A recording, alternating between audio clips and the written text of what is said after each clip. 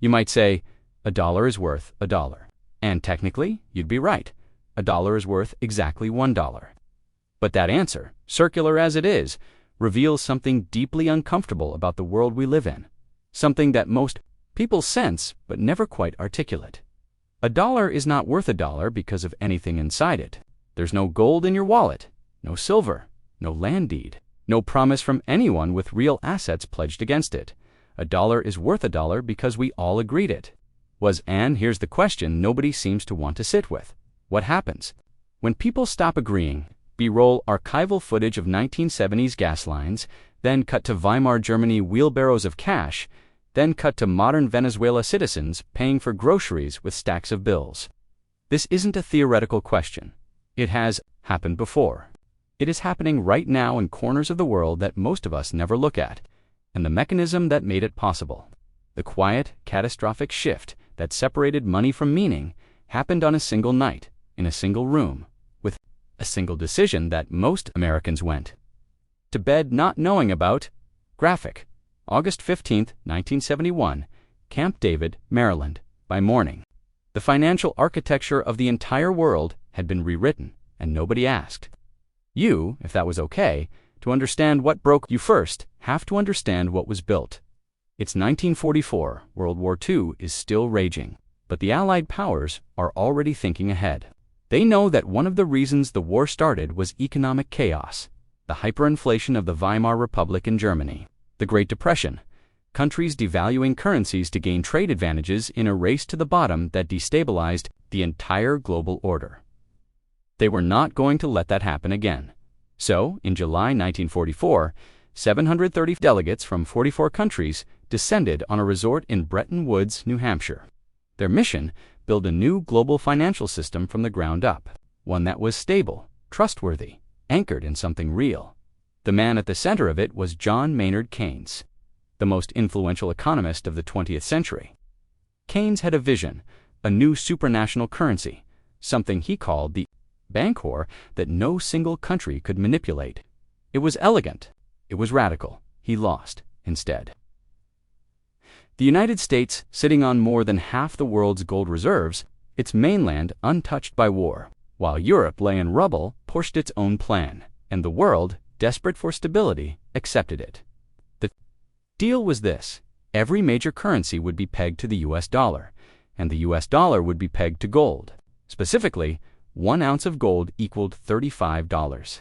Always, no exceptions. Any country holding US dollars could at any time walk up to the Federal Reserve and exchange them for gold at that price. It was a beautiful system in theory. It gave the dollar unimpeachable credibility. It made the US the financial center of gravity for the entire planet. And for a while, roughly 2 decades, it worked spectacularly. The 1950s and early 1960s were an era of almost unprecedented economic stability. Inflation was low. Growth was real. The dollar was as good as gold, literally, but there was a trap hidden inside that agreement, a trap that a Belgian economist named Robert Triffin identified in 1960 and laid out before Congress with the kind of calm certainty that most people only recognize as genius in hindsight. Triffin's warning was this: for the dollar to function as the world's reserve currency, the United States had to supply enough dollars to the world to keep global trade moving. But to supply that many dollars, the U.S. had to run trade deficits, spending more than it earned, sending dollars overseas, and the more dollars it sent overseas, the more its gold reserves shrank relative to the dollars in circulation. Mathematically, inevitably, there would be more dollars in the world than gold to back them, and the moment the world realized that, the entire system would collapse. Triffin was right, and every administration from Eisenhower to Nixon knew it. They just hoped it wouldn't be their problem. It became Nixon's problem. The 1960s were expensive. President Lyndon Johnson wanted 2 things simultaneously: a massive military operation in Vietnam and a sweeping domestic agenda he called the Great Society, Medicare, Medicaid, federal education funding, the war on poverty. His advisors told him he couldn't have both without raising taxes. Johnson chose to have both anyway, and to hide the cost. The result was a flood of dollars into the economy. Inflation started to rise, and foreign governments, watching this with growing unease, began doing exactly what the Bretton Woods Agreement permitted them to do. They started exchanging their dollars for gold. France, under Charles de Gaulle, was particularly aggressive about it. De Gaulle had openly called the dollar's reserve status an exorbitant privilege, a phrase that still echoes in economic debates today. In 1965, he sent a French warship to New York Harbor loaded with dollars to exchange them for physical gold and sail it back to Paris. By the time Nixon took office in 1969, the United States had hemorrhaged gold for years. Speculators and foreign governments were accelerating the drain. The system was mathematically broken. The question was no longer if it would collapse, but when and how. Nixon's Treasury Secretary was a Texan named John Connally, a man who reportedly knew almost nothing about economics when he took the job, but was so politically shrewd and personally commanding that he dominated every room he entered. Connally had a pirate's instinct for power. His chief economic advisor was a University of Chicago economist named Paul Volcker. Cerebral, precise, brilliant. Volcker had been studying the dollar's structural problems for years and had quietly reached a terrifying conclusion. The peg to gold could not be defended. Through the summer of 1971, the situation deteriorated rapidly. Britain made a fateful request. The UK wanted to exchange $3 billion of their dollar reserves for gold. That single transaction, if honored, would have visibly depleted the U.S. gold supply and potentially triggered a global run on the remaining reserves.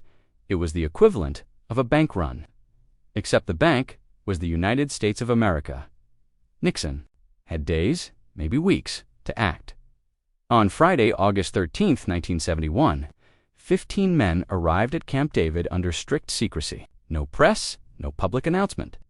Nixon had even instructed his staff to tell the White House press corps nothing to worry about. The 15 men who gathered that weekend included the most powerful economic minds in the U.S. government. Treasury Secretary Connally, Fed Chairman Arthur Burns, Paul Volcker, Budget Director George Shultz, and others. They were there to decide the fate of the global financial system. The debate was fierce. Arthur Burns, the Federal Reserve Chairman, was deeply opposed to abandoning the gold standard. He argued it would destroy America's credibility. It would signal to the world that the U.S. could not honor its commitments. Connally's counter was characteristically blunt. We have no choice. By Sunday, August 15th, a decision had been made. That evening, Nixon went on national television, interrupting the popular Sunday night program Bonanza to announce what he called the new economic policy. In calm, confident language, Nixon announced three things: a 90-day freeze on all wages and prices to fight inflation, a 10% surcharge on imports, and buried almost as an afterthought, the suspension of the dollar's convertibility to gold. The dollar, Nixon said, will be worth just as much tomorrow as it is today. It was one of the most consequential lies ever told on American television. The gold window was closed forever, and with it, the last physical anchor of the world's money supply was gone. The immediate reaction from markets was relief. The Dow Jones jumped 33 points the next day, one of the largest single-day gains in history to that point. Commentators called Nixon's move bold, decisive. They didn't understand what they were celebrating. Over the next 2 years, inflation accelerated.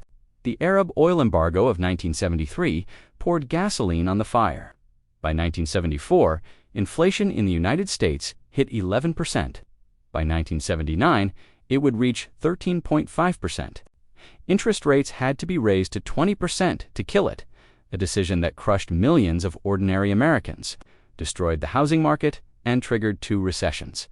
But something subtler was also happening, something that would take decades to fully manifest. Once money was no longer anchored to anything physical, it became infinitely expandable, and governments, all governments, discovered that this was an almost irresistible power.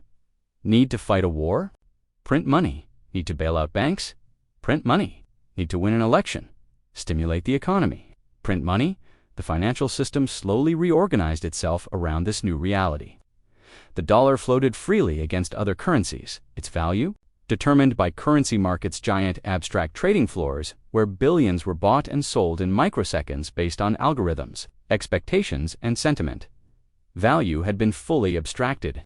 Money was now, in the most literal sense possible, a number that could be changed. Governments tried to manage the chaos. In December 1971, the Smithsonian Agreement attempted to establish new fixed exchange rates without gold. Nixon called it the greatest monetary agreement in the history of the world. It lasted 14 months. In 1973, fixed exchange rates were officially abandoned. Every major currency in the world was now floating freely. The era of pure fiat money had begun. The International Monetary Fund tried to create a new reserve asset, special drawing rights, or SDRs, to reduce the world's dependency on the dollar. It was a technical solution to a psychological problem, and it barely registered that the petrodollar system.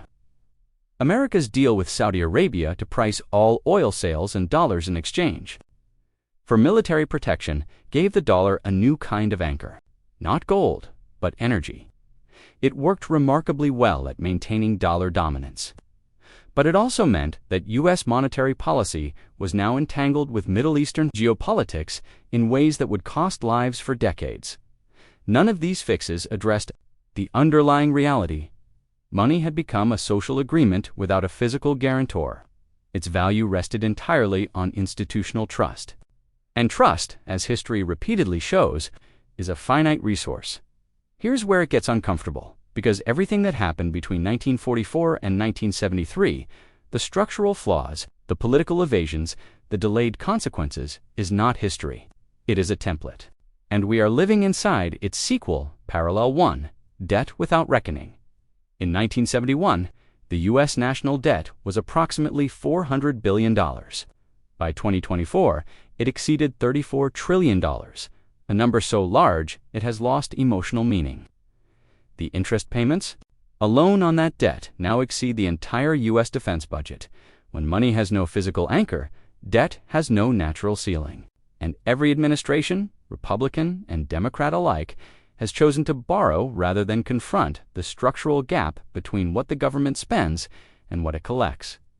Parallel to quantitative easing and the money printer, between 2008 and 2015, the Federal Reserve expanded its balance sheet from $900 billion to $4.5 trillion through a policy called quantitative easing, essentially creating new money to purchase, government bonds and mortgage-backed securities. The stated purpose was to stabilize the economy after the financial crisis. Then COVID hit. Between March and June 2020 alone, the Fed expanded its balance sheet by $3 trillion. The U.S. government sent out $5 trillion in stimulus. The money supply, known as M2, grew by 27% in a single year. The predictable consequence arrived. 2 years later, inflation hit 9.1% in June 2022, the highest rate in 40 years. Ordinary people felt it at gas pumps, at grocery stores, in rent payments. The Federal Reserve, to fight it, raised interest rates at the fastest pace since, you guessed it, Paul Volcker's era in the early 1980s. We had been here before. We had chosen it again. Parallel 3, the emergence of alternative systems, in 1971. When the gold window closed, there was no alternative to the dollar. Countries had no choice but to accept the new reality. Today, alternatives are proliferating. Bitcoin was explicitly created in 2009, in the wake of the 2008 financial crisis, as a response to government-controlled, infinitely expandable fiat currency. Its creator, the pseudonymous Satoshi Nakamoto, embedded a headline in the first Bitcoin block ever mined. The Times 3, Jan 2009, Chancellor on brink of second bailout for banks. It was not an accident. It was a manifesto. Meanwhile, China, Russia, India, Saudi Arabia, and Brazil, the BRICS nations, have been actively building payment systems that bypass the dollar. China's digital yuan is already being tested across dozens of countries. The share of global trade settled in dollars has been slowly declining for a decade. None of this means the dollar is about to collapse. Reserve currencies don't die quickly. The British pound retained significant reserve status for decades after the British Empire was gone. But the trajectory is real, and the historical precedent is unambiguous. No reserve currency has ever been permanent. The repeating pattern, Anchor to something real gives political pressure, gives crisis, gives abandonment of anchor, gives short-term relief, gives long-term inflation and instability, gives search for next anchor. This has happened with commodity money, with the gold standard, with Bretton Woods, and the current cycle. Fiat money anchored only by institutional trust is not immune to the same logic. The variable is not whether the cycle repeats. It is how long the trust holds. So where does this leave us? 3 things. Clearly takeaway. 1. Inflation is not an accident. It is a policy choice. Every time you hear a politician or central banker describe inflation as something that happened to the economy, like a storm or a natural disaster, remember, August 15, 1971, inflation is what happens when the people who control the money supply choose to expand it faster than the real economy grows. It is a form of hidden taxation, one that hits people with savings, people on fixed incomes, and people who earn wages hardest. The wealthy, who hold assets, real estate, stocks, gold, businesses, tend to see those assets rise with inflation. The poor, who hold cash and depend on salaries, get quietly eroded. This is not a political statement. It is an arithmetic. 1. Takeaway 2. Understanding money is now a survival skill for most of human history. Ordinary people didn't need to understand monetary policy. Money was simple. It was a gold coin, or a piece of paper backed by a gold coin, and its value was roughly stable over lifetimes. That world is gone. In the world we actually live in, central bank decisions, currency fluctuations, interest rate, policy, and government debt levels directly determine whether your savings grow or shrink, whether your mortgage payment stays manageable or becomes crushing, whether the money you've worked for holds its value until retirement. You don't have to be an economist, but you do need to understand that the rules of this game are not neutral, they are not stable, and they are not designed primarily with your interests in mind. Takeaway 3. The system is held together by trust, and trust has a cost. The most important thing to understand about modern money is that it is, at its core, a collective belief system. Every dollar, every euro, every yen exists because millions of people simultaneously agree to believe in it. The moment that agreement breaks down, even partially, even temporarily, the consequences are severe and fast. History's warning is not that fiat money is evil or that gold is magic. The warning is simpler. Any financial system that is not transparent, not structurally honest about its limitations, and not accountable to the people it serves, will eventually be tested. And when it is tested, the people with the least power absorb most of the pain. Nixon told Americans the dollar would be worth just as much tomorrow as it was that day. In the narrow technical sense, he was right. $1 remained $1. The number didn't change, but the meaning behind that number, the physical reality it once represented, had just been quietly dismantled. And in its place was something far more fragile and far more powerful at the same time. Pure, collective, human agreement. We live inside that agreement every day. Every transaction you make, every salary you earn, every retirement account you trust in, all of it rests on a foundation of shared belief that has no physical guarantor. It is, in the most literal sense, a social contract. The question you should carry with you, the one that keeps economic historians up at night, is this: what happens to a society when the people who manage that agreement stop believing they need to earn your trust? We may be getting closer to finding out. If this story made you see money differently, even slightly, that's a good sign.